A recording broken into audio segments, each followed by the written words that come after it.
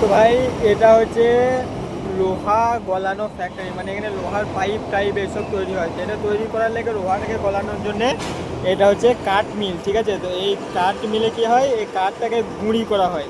এই দেখতে পাচ্ছ এখানে গুঁড়ি রাখা রয়েছে কাঠের। এই একটা জিসিবি কাজ করছে, কাঠগুলোকে নিয়ে যাচ্ছে। আর এগুলো হচ্ছে পগলেন, এটা দ্বারা কাঠগুলোকে মেশিনের ওপর চাপানো হয়। বুঝতেই পারছি এখানে একটা জিসিবি অপারেটর, ফুল একটা অপারেটর আছে।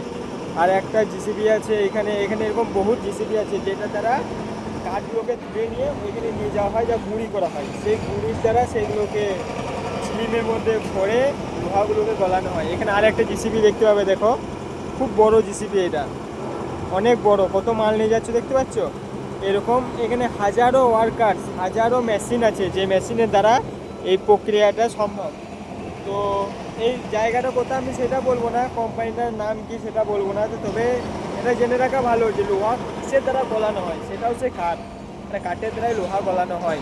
তো দেখতে পাচ্ছ এখানে কাঠগুলো, কাঠগুলোকে নিয়ে আসছে, এখানে রাখবে। এখানে রাখার পর ওই জিসিবির দ্বারা সেগুলোকে মেশিনের ভেতর দেওয়া হবে।